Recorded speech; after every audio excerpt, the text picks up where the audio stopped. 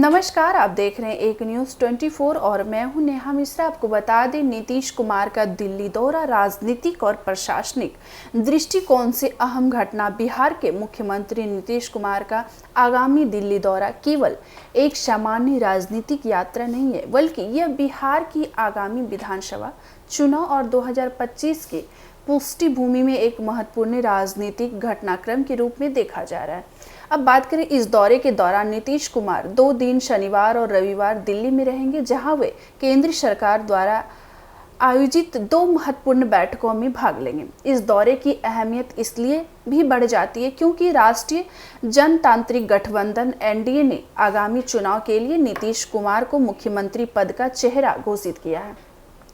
इस दौरे का पहला चरण शनिवार और नीति आयोग की गवर्निंग काउंसिल की बैठक से शुरू होगा, जिसकी अध्यक्षता स्वयं प्रधानमंत्री नरेंद्र मोदी करेंगे। यह बैठक विश्व 47वें विकसित भारत के लिए विकसित राज्य विषय पर आधारित है। इस थीम का उद्देश्य है कि भारत की आज़ादी के 100 साल पूरे होने तक देश को एक विकसित राष्ट्र के रूप में तैयार करना और इसके लिए राज्यों की भूमिका को परिभाषित करना।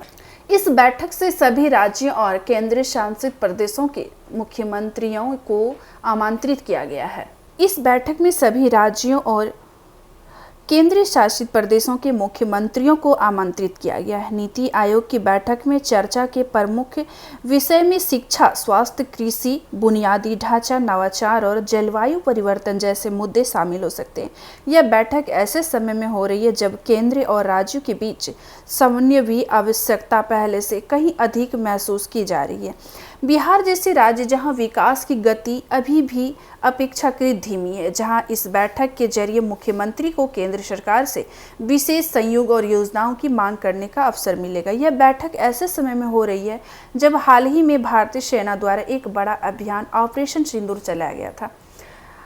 अब आपको बता दें, इस सैन्य अभियान ने देश की सुरक्षा नीतियों और सीमावर्ती राज्यों की भूमिका को एक बार फिर से चर्चा में ले लिया है।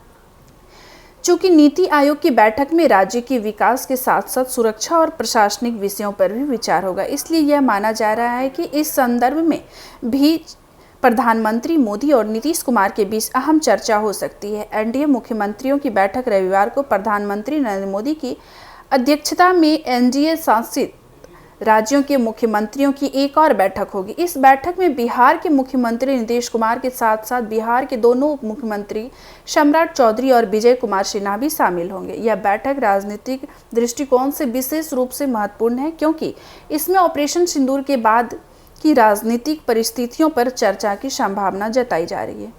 आपको बता दें, बैठक का मुख्य उद्देश्य एनडीए शासित राज्यों के बीच सामंजस्य स्थापित करना, चुनावी रणनीति तैयार करना और वर्तमान राजनीतिक परिदृश्य पर विचार विमर्श करना है।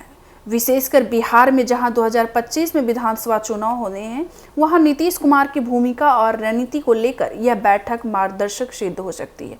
राजनीतिक संदेश और रणनीति एनडीए द्वारा नीतीश कुमार को आगामी विधानसभा चुनाव के लिए मुख्यमंत्री पद का चेहरा घोषित करना एक बड़ा राजनीतिक संदेश है।